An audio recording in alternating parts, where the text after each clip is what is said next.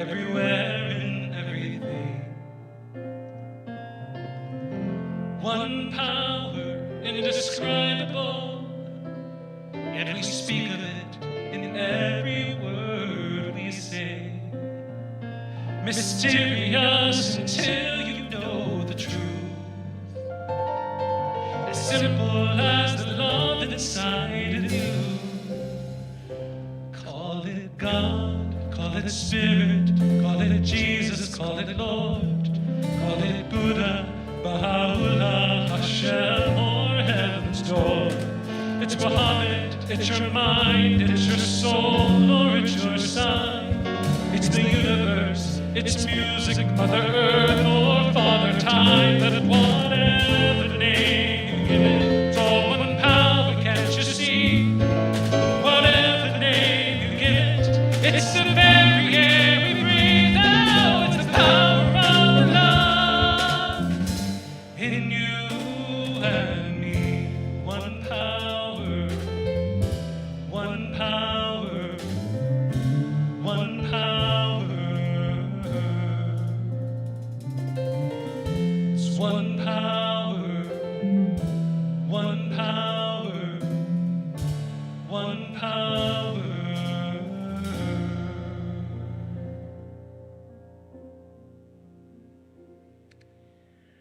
We open our time together with a time of prayer, a time for centering, focusing. I'll preface this morning's prayer with a brief thought that inspired it. Credit to author Charles Eisenstein, who wrote, "The more beautiful world our hearts know is possible." This is a quick summary thought of something he wrote very recently. Perhaps some have remained calm in the past month, but I have not. It is as if all the ups and downs of the past 2 years have been mashed together. No, this is not a call for sympathy or for help. It is a message of brotherhood, of sisterhood, to all who are experiencing the same. My immediate response to reading that thought was a bit of relief, and then a profound gratitude for my Unity in Lynnwood community, where I experience brotherhood and sisterhood, an authentic spiritual community. As we settle into prayer now, please make yourself as comfortable as you can right where you are. If it's comfortable for you, close your eyes. And I'm hoping my words can speak for you as well. Let's begin with a deep breath or two and relax the body-mind. In doing this, we create an inner spaciousness. My imagination travels in a flash beyond galaxies and also into the depths of my cells. Somehow, I am poised between these extremes by, within, as a power we call God, Spirit, one power. I stop to feel that deeply. I am one with this power now and always. I am never alone. I cannot separate myself from life. I use this peaceful moment to let go of worn-out, fear-filled thought habits and welcome curiosity about what is on the horizon. Loneliness opens to connection and interbeing. We are here together. We will create together. I make myself available to an array of possibilities I cannot yet see or even imagine. We exist now between an old story breaking down and a new story not yet well formed. I ease my grip on knowing and listen deeply to wisdom's nudges. I watch, I wait, I lean on faith and trust, and take courage from our brotherhood and sisterhood as we begin to imagine love in all its brand new forms. And so it is. It's the moment of creation. It's an everlasting peace. It's the freedom of forgiveness. It's the sweetness of release. It's the joy of inspiration.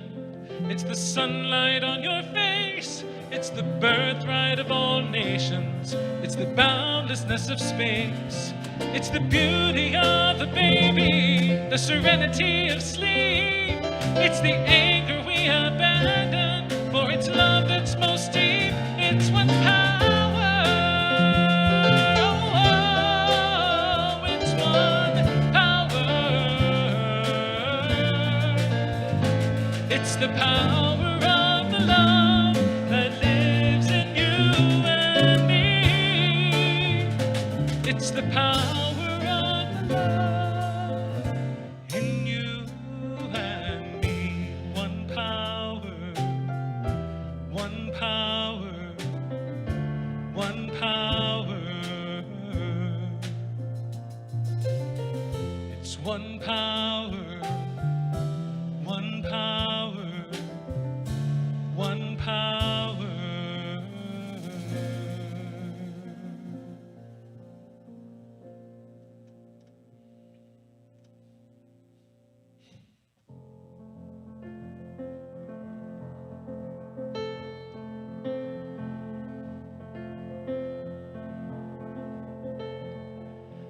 I believe that every heart is kind.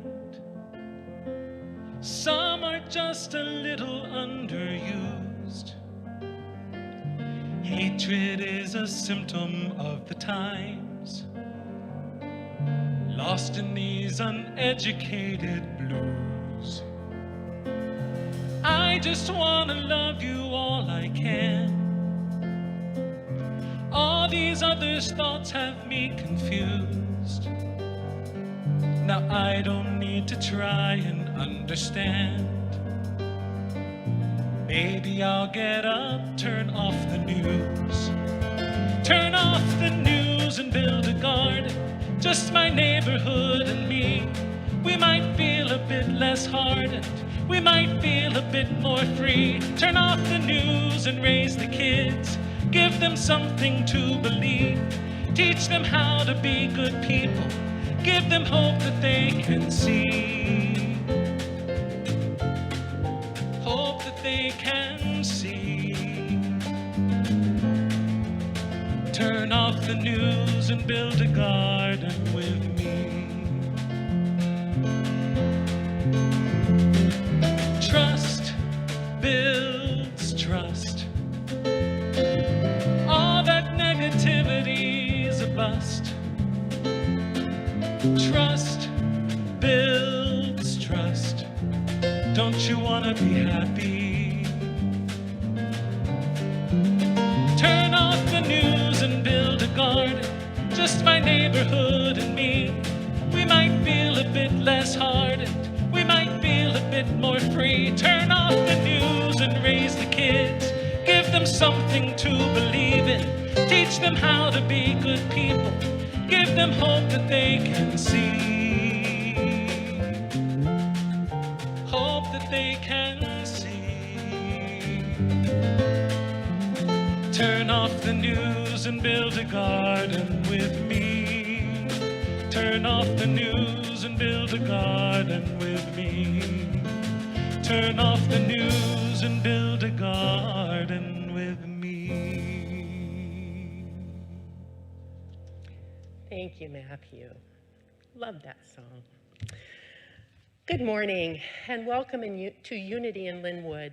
My name is Linda Babin and I'll be your platform assistant this morning. It is indeed my honor and my pleasure to welcome all of you to Unity in Lynnwood today. This morning, most of you are watching through media of some kind, and we can celebrate that. We have learned that we can still have meaningful connection and community with others, whether we are physically together or not. Humans are creative, adaptive creatures. Always our deep appreciation goes to our AV crew who makes all this possible. There are many reasons why we gather on Sunday mornings at Unity in Lynnwood. One of them is fellowship. Fellowship is a kind of belonging that isn't based on status, achievement, gender, or gender preference or orientation. We're learning not even on physical presence, but instead based on a shared belief that everyone matters, everyone is welcome, everyone is loved, no conditions, no exceptions. This innate and intuitive longing for fellowship or community is satisfied when we bring our true selves, our magnificence and our scars and wounds, knowing this is what makes us human and divine. And I'm going to pause and close my eyes and make a mental picture of everyone who is watching or listening as a spark of light, which you are, and the invisible string that links us all. Once together, we discover a place to rest, relax, open our hearts, a place where we can renew our commitments to orient towards solution rather than problems, to remind ourselves that we and others have worth and dignity, to gain perspective on things by looking inwardly and outwardly, expanding what we know about the world. Here we renew our vital energies, including our desires to make a positive difference. We may even make a shift from feeling awfully small in the world, well, to feeling more right-sized. The vitality of community depends upon many individuals joining together in harmony and collaboration. And so we are most pleased to have the hearts, minds, spirits of everyone who is joining with us here this morning. And that would be you. Thank you for your presence with us here today.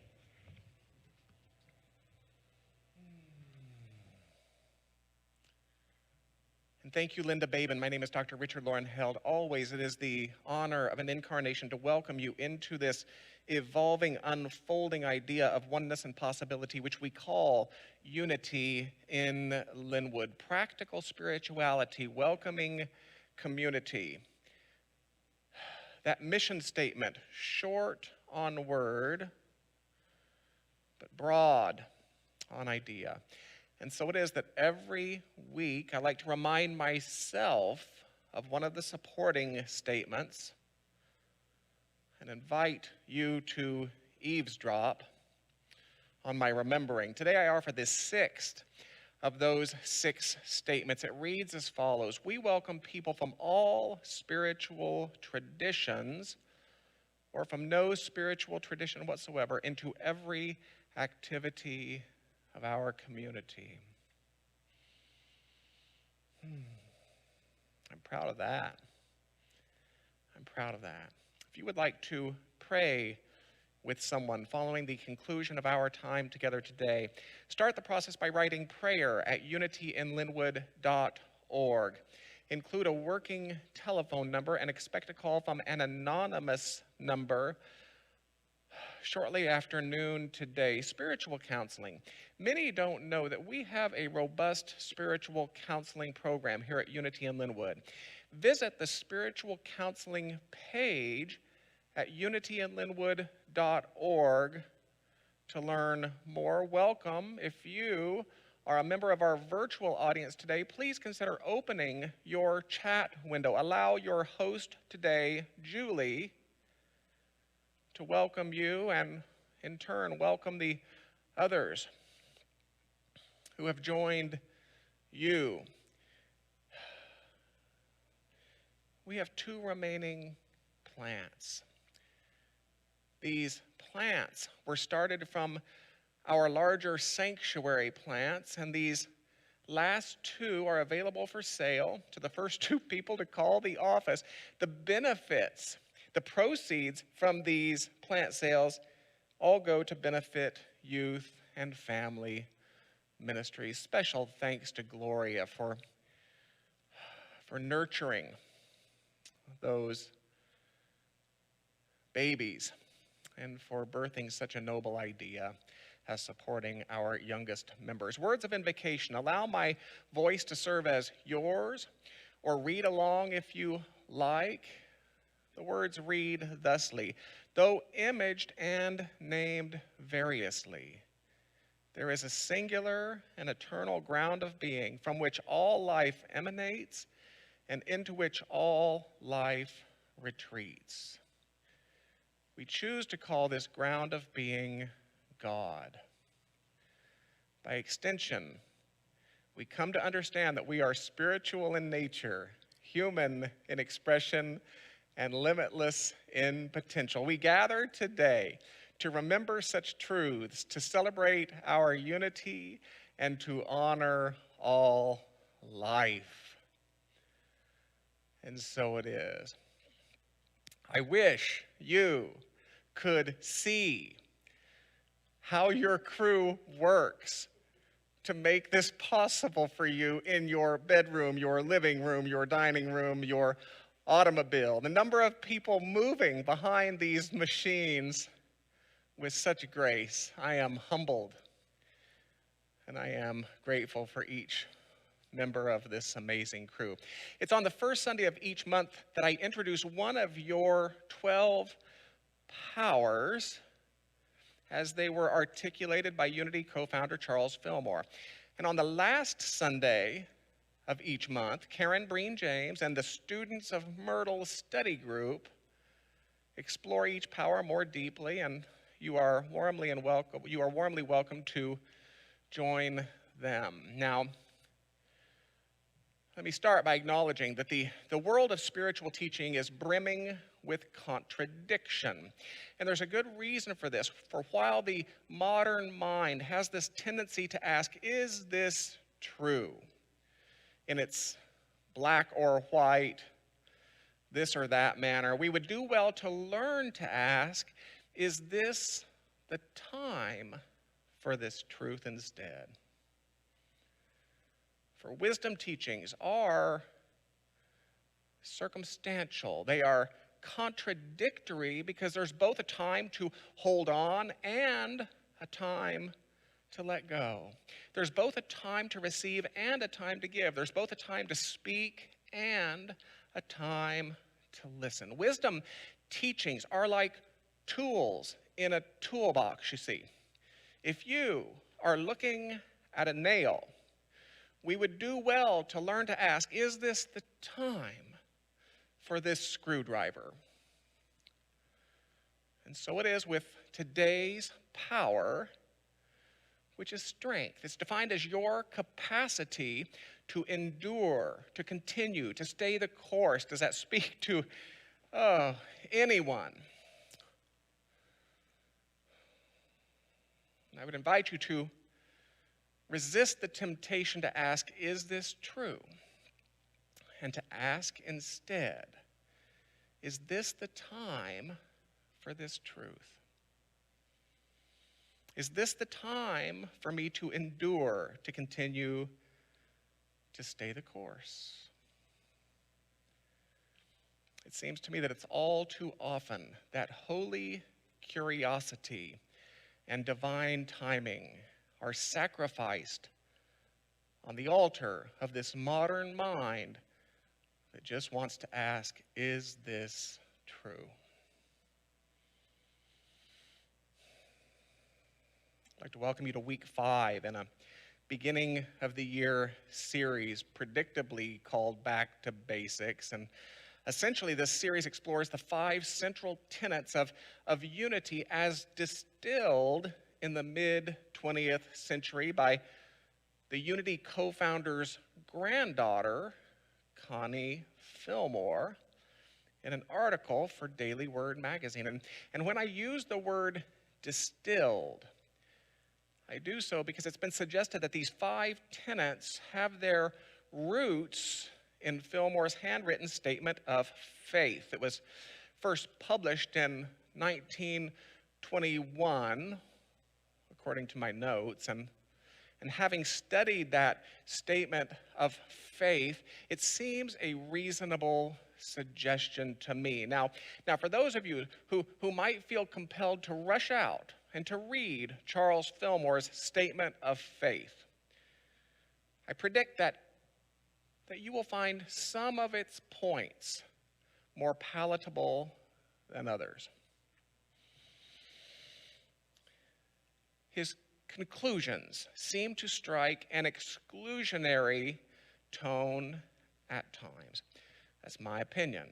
They seem to interpret matters specific to earthly life to be more important than expected. Again, that is my opinion. They seem to reflect something of a puritanical view on sex and a harsh view on physicality in general. Again, this is my opinion. I find them wildly clumsy at times in his insistence upon expressing his ideas in Judeo-Christian terms. My opinion.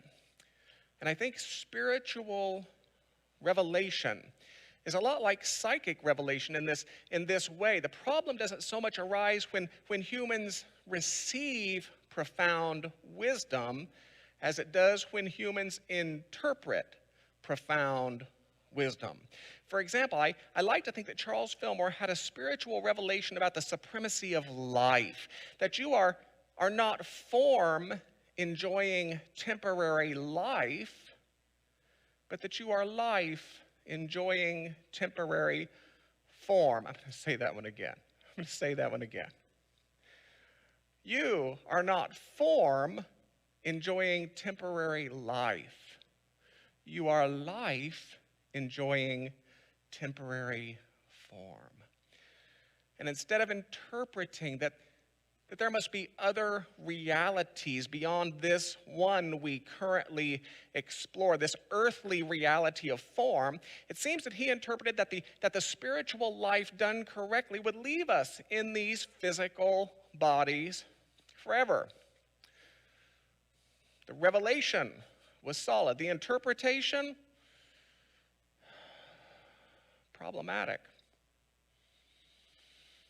It was Unity's James Dillett Freeman who suggested something similar in one of his poems about physical death. It reads as follows: he, or she, of course, has put on invisibility.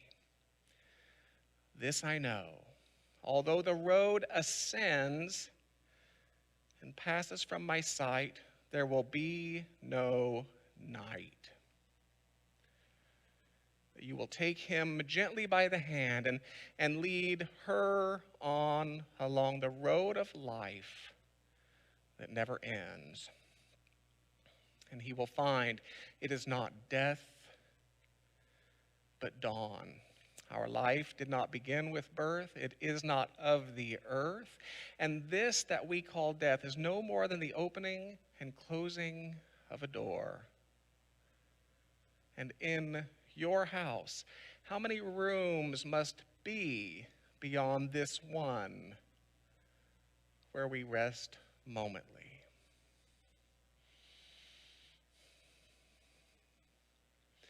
And I think the same idea applies to heaven and hell. Solid revelation, problematic interpretation.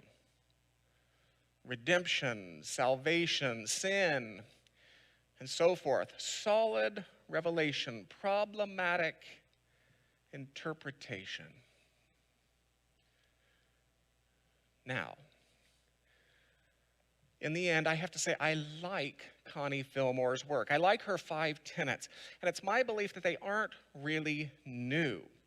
They can be found in different forms in every ancient faith, tradition, and philosophy, including the Judeo-Christian tradition. I've interpreted the first four as God is, I am, I express, and I pray. Meaning, there is one life behind all of life. And though imaged and named variously, as we say every Sunday, there is one life, there is one beingness, there is one isness behind all life. And this is important because though that one life is imaged and named variously, as humanity comes to grasp the singularity of that which we image and name, our tendency toward hostility can give way to a curiosity. How do you image and name it in your tradition? We come to ask. Our tendency toward warring gives way to an honoring. Wow, we might say. I can totally see why you image and name it as you do. That tendency toward separating gives way to a reaching. Maybe your tradition can enrich my tradition. We might hear ourselves suggesting. There is one life behind all life, and because of this, you are of it. You are of God. Whatever its nature is, your nature is. This is tenet 2. This is the I am tenet. And while there are those who would consider such a bold statement to be, blasphemous or arrogant, it's so much easier to think of ourselves as children of God than expressions of God, right? While there are those who would consider such a bold statement to be blasphemous or arrogant, I would suggest the opposite to be more true, that for humanity to claim that it can somehow exist outside of that ground of all being, that humanity can somehow exist outside of God, that's more problematic. That's more arrogant. You know, we're living in the wake of millennia of entertaining an out there God of maleness, unpredictability, and fickleness. What do we have to lose by considering an in here God of life and wisdom and love? We are living in the wake of millennia of entertaining our human fallibility. What do we have to lose by entertaining our divine possibility? We're living in the wake of millennia of a collective low self-esteem. What do we have to lose by welcoming a universal inherent worth? And if we can consider that not only is there such a singular ground of all being, and that we are expressions of this singular ground of all being, along with all of life, by the way, tenet 3 suggests that we are spinning our individual and collective, especially collective, that we are spinning our individual and collective experiences in accord with our cooperation or frustration. Tenet 3 supposes the question, if there is a singular ground of all being, let's say if there's a divine flow, Butterworth's words, how might I be cooperating with that flow? Or if there's a divine flow, how might I be frustrating that flow? In a sense, we are spinning our individual and collective experiences in accord with our relationship, if you will, with a divine flow that knows how to do life in general and life as humanity in specific. It's my belief that so many of the challenges facing humanity today are the result of our collective frustration of this divine flow. How about this? Let's assume that the universe, insert your own synonym. I really encourage you to find your own synonym for God. It's a great spiritual practice. Let's assume that the universe has no favorites among its creation. Now that seems reasonable enough. Then wouldn't human racism seem to frustrate? Let's assume that the universe holds its creation to be worthy of its incarnation, of its time on earth. Then wouldn't our human cruelty seem to frustrate? Let's assume that the universe knows how to provide for its creation.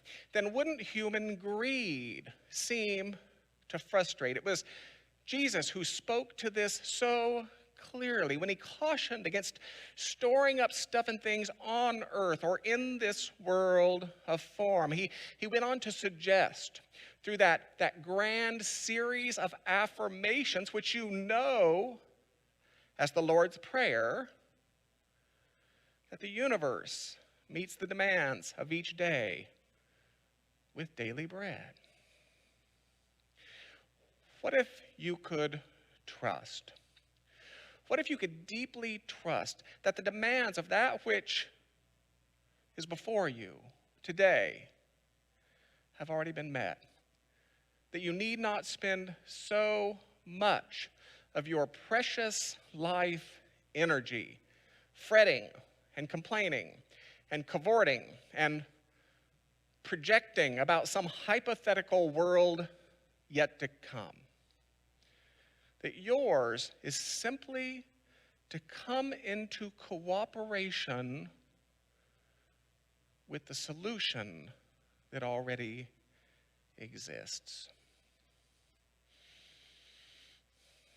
Let's assume that the same universe that can demonstrate balance among spinning planets can demonstrate balance among varied species. Then wouldn't human overpopulating, overbuilding, overpolluting, overaccumulating seem to frustrate? So yes, it is my belief that when we look at so many of the so-called problems of the world, we would do well to ask, how might we be frustrating that which knows what it's doing? Where might we be demonstrating cruelty? Where are we being gluttonous? And while this shift frees us from the superstitious idea of a punitive God, it simultaneously awakens us to the profound responsibility of human choice. When we look at the so-called problems of the world, ours is to ask, how might we become the purest vessels we can for a ground of being that knows what it's doing, for a divine flow whose wisdom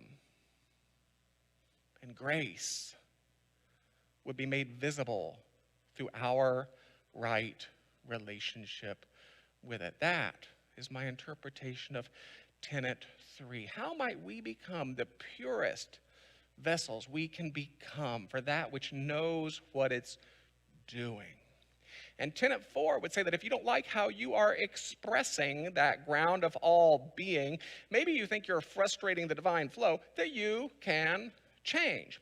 Tenet 4 says that you have tools, practices, technologies to support you. And yes, while we would suggest they include prayer, meditation, affirmation denial, service, study, I would suggest that tools, practices, technologies expand to include everything which seems to lift you into a higher state of consciousness. I like to call it high-mindedness. And And you know when you are in high-mindedness and when you are not. I won't try to mess that up by applying words to it. Tenet 4 would say that if nature lifts you, nature becomes your prayer. If music lifts you, music becomes your prayer. If exercise lifts you, then exercise becomes your prayer. If beauty lifts you, and beauty becomes your prayer. If it's art, then art becomes your prayer. Prayer, then, is any technology which seems to lift you into higher states of consciousness. And higher consciousness is not best likened to a vacation spot you want to visit every September, but to a new neighborhood you want to inhabit every day. Now, from what I can tell, I think such a lifting, I think it does two things. Higher consciousness calls us higher as individuals and brings us closer as peoples. Higher consciousness ever beckons individuals to grow and peoples to soften. It challenges the countless excuses we make for our individual smallness and the endless arguments we make for our collective separation. Ultimately, higher consciousness seems to say that you are more and that we are one. And I have to believe that ultimately higher consciousness brings us into cooperation with that which knows what it's doing. Now, this is why we at Unity in Lynnwood, this is why we embrace those from all faith traditions. All faith traditions offer invitations to lift into higher states of consciousness, and we totally get that. In fact, I might go so far as to suggest that not only might the experience of higher consciousness rise from faith traditions, but that faith traditions might rise from the experience of higher consciousness as well. And that's why we at Unity in Lynnwood embrace those who claim no faith tradition whatsoever, without any suggestion that it should be otherwise. Higher states of consciousness are not exclusive to what we would call a faith tradition. Life itself offers invitations to lift into higher states of consciousness.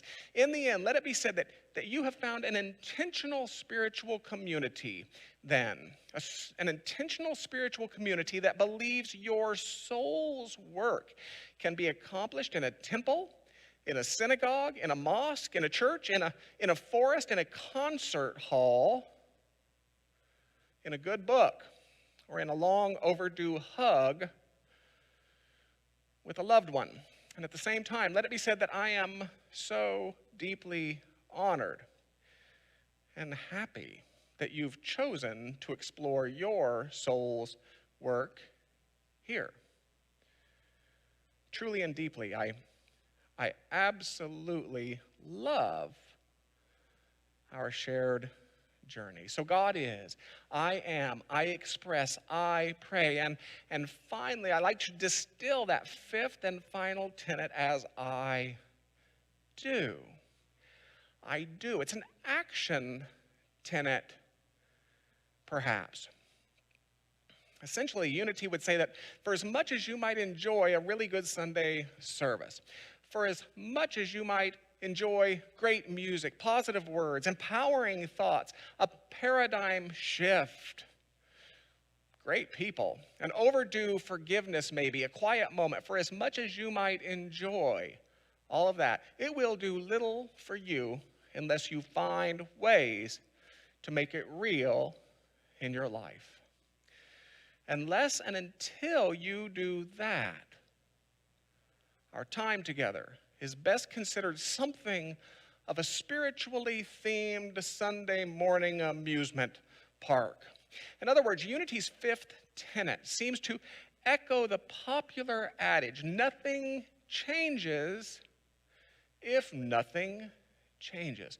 Simply going to a certain church doesn't change you. Simply parroting a rote creed doesn't change you. Simply adopting an empty ritual doesn't change you. Even uttering the best affirmations and denials written by the most enlightened beings doesn't change you unless and until you let them change you.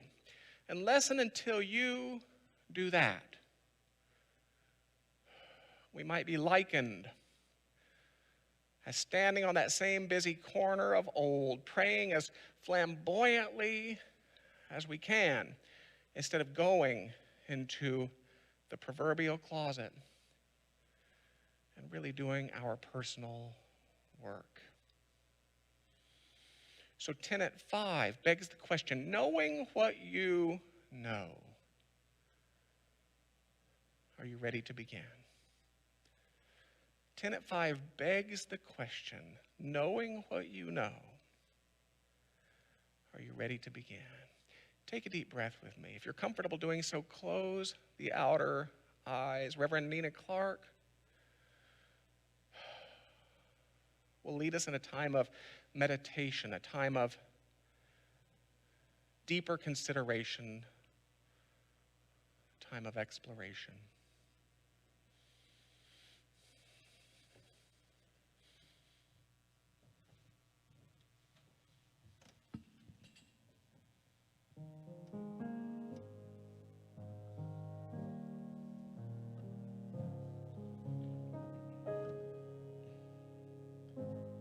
There is one love.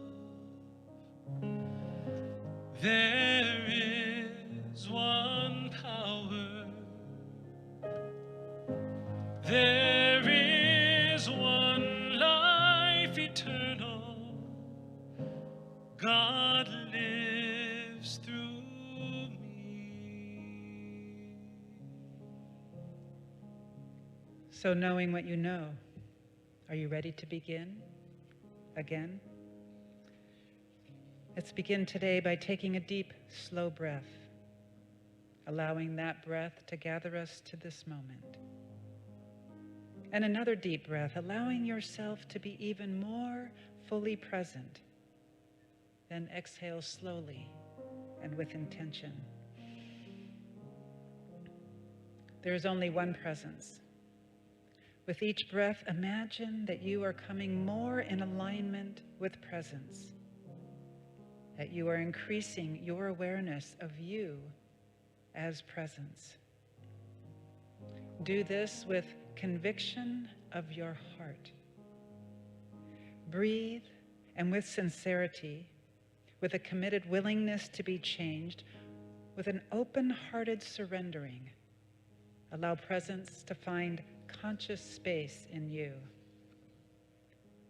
How are you to show up in your life? How are you to bring the fullness of presence to that which you are doing? If an answer doesn't rise in you right now, that's okay. Allow for it. You know that there is something within you that does know.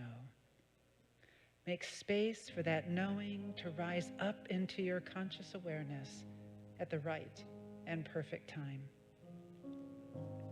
There is one love. There is one power. There is one life eternal. God lives through me. There is only one love. With each breath, imagine that you are coming more in alignment with the vibration of love, that you are increasing your awareness of you as love. Do this with conviction of the heart. Breathe, and with sincerity, with a committed willingness to be changed, with an open-hearted surrendering, allow love to find conscious space in you. How are you to show up in your life? How are you to bring the fullness of love to that which you are doing? If an answer doesn't rise in you right now, that's okay. Allow for it. You know that there is something within you that does know.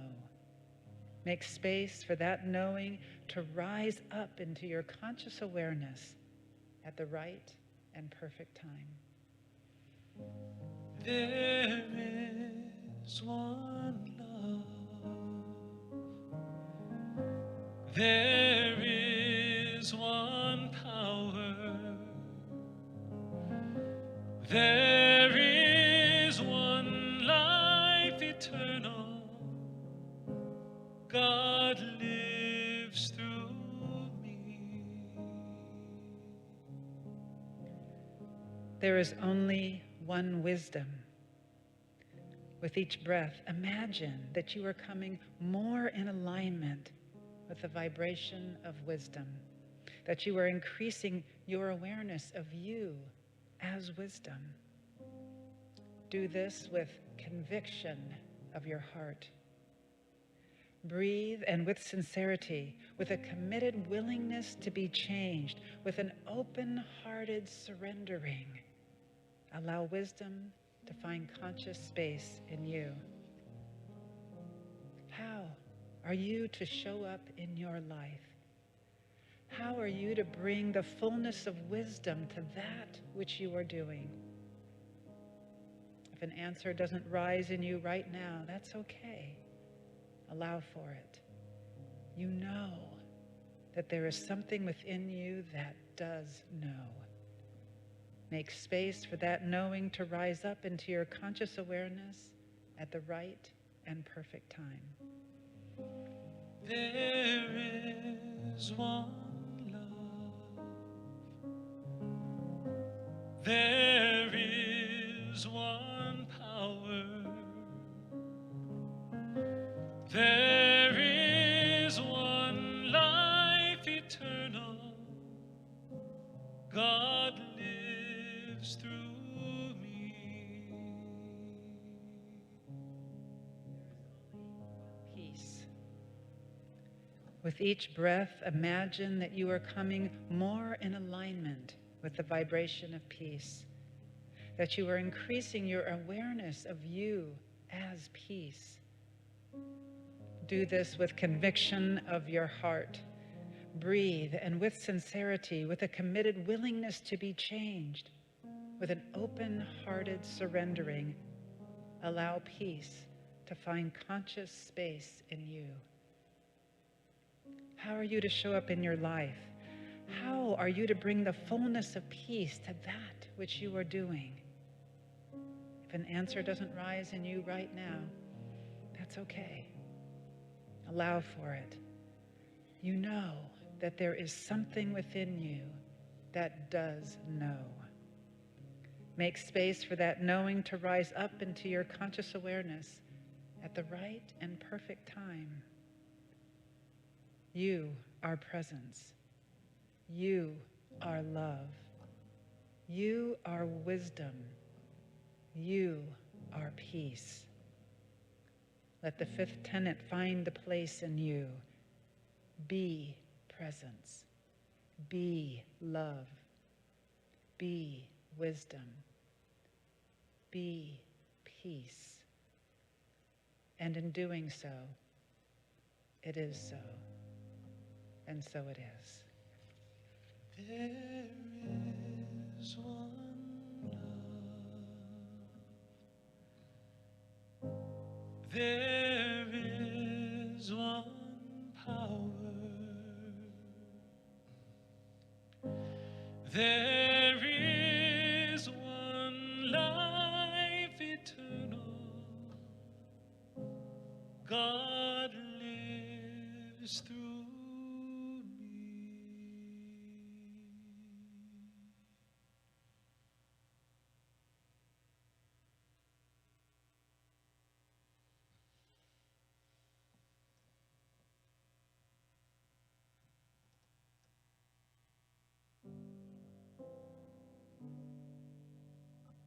Thank you, Nina. Thank you, Dr. Richard. Thank you, Matthew. We pause for a moment now so that those who are interested in supporting the work and the mission of Unity in Lynnwood financially have an opportunity to do that. If you have found yourself uplifted or inspired, you may also be feeling grateful. Have you noticed that it's the nature of a grateful heart to want to give? I appreciate this thought about giving. Giving is not just about making a donation, it's about making a difference.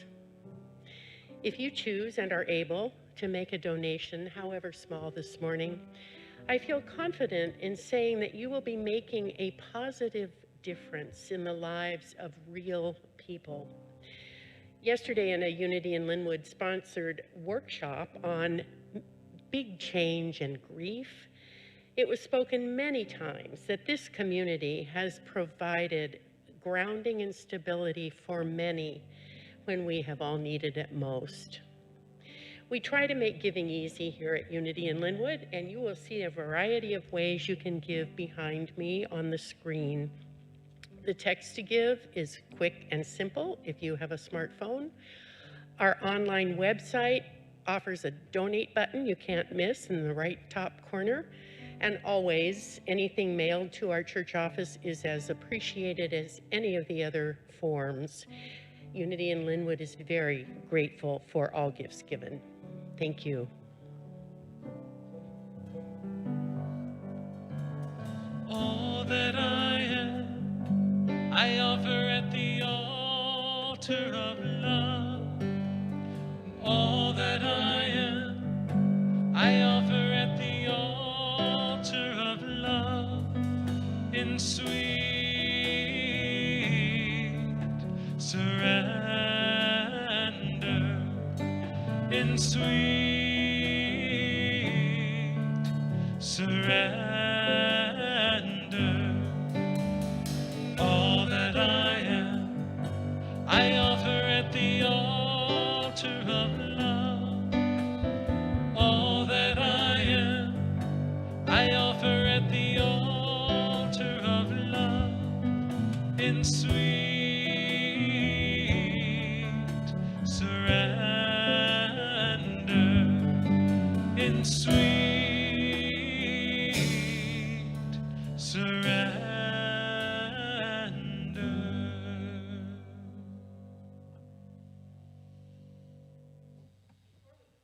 I want to offer a few invitations to you of things going on here at Unity in Lynnwood.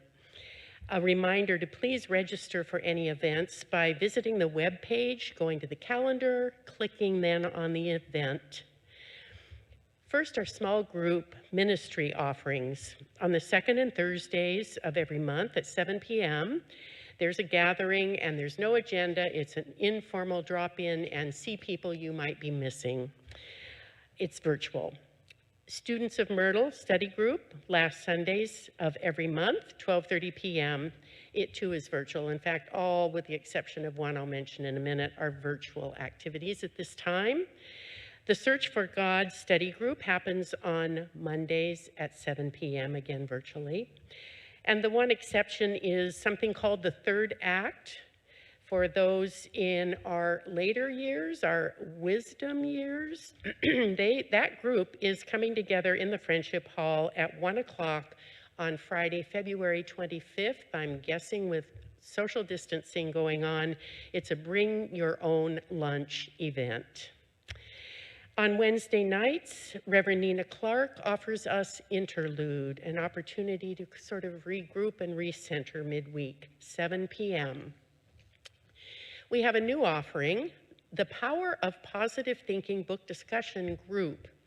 Book study host Mandy Arwin invites you to a new book discussion group based on the book, The Power of Positive Thinking by Norman Vincent Peale. This group meets on Sundays from 3 to 4 in the afternoon, beginning on February 20th, and that will be via Zoom. Peale discusses his successes with his clients, solving problems such as marriage troubles, health issues, business failures, inferiority complexes, and more. Using short spiritual therapies detailed in his book, we will be using Peel's suggestions and sharing our results during group meetings. Please join us. And in 2 weeks, there will be a virtual meet and greet on Sunday, February 20th at 12:30 or following our service. In our commitment to fostering authentic community among our many online community members, please consider joining Dr. Richard, Reverend Nina, Matthew, and other UIL leaders for this virtual meet and greet. This gathering will include light facilitation by Dr. Richard. I'm not sure what light facilitation means, but I'm going to show up and find out. And he's going to offer us some icebreakers, aren't you? But you don't make people talk unless they want to. So that part's optional. And there will be fun talking points. I suspect that's true. The meeting is facilitated by Zoom. All are welcome. And I'm just going to put in a personal plug because I attended the workshop that was offered yesterday. And I was surprised by how wonderful it was to see some people there yesterday that I have not seen in 2 years. And to know that we are still connected, even though we don't sit here elbow to elbow every Sunday morning. So I encourage you to sign up. Thank you, Linda Babin. I think the idea of trying to make free-thinking people do something is the difference between light facilitation and heavy facilitation. No, you are welcome to join that group and to sit quietly. We would never do that. Thanks, band. Thank you, Matthew. Again, thank you, crew. What a delight. Stand by. Your board of trustees will be assessing all manner of circumstance in determining our next return to campus. You know, I think you deserve to know that when your board of trustees made this recent decision, it was based upon a number of circumstances, one of which was at the time there was one available ICU bed in Snohomish County. Your board of trustees engaged in a conversation about what happens with the kid who falls off a skateboard. Please know, your board of trustees, they do a noble work. It's more than it appears, perhaps. A deep gratitude to each of you who serve in that capacity. Stay tuned. Take a deep breath. Close those outer eyes. Oh, let's bring a series to a close. A series that said there is one. A series that says that there is one fundamental, primary, foundational isness, beingness, I amness, from which all expressed life springs. Let us close a series that says you are of this fundamental isness. Whatever its nature is, your nature is. I give thanks then to conclude a series that says that the wisdom I seek is right here. The life I seek is right here. The harmony I seek is right here. That the sufficiency I seek has been provided, is indeed pressed down, running over. I close the series with gratitude as an empowered emanation of a limitless possibility, knowing that if I do not care for the way life is expressing, I can change, I can grow. In fact, all of life conspires that I give myself to evolution. And then, how grateful we are to close a series that says, how will I step back into my world? Am I willing to bring this new self? Am I willing to bring this evolved self into service to the family of life? And I know you so well. And I already know that your heart's answer with a holy yes. And we close as we always do with sung words of blessing, with sung words of farewell. May the long time sun shine upon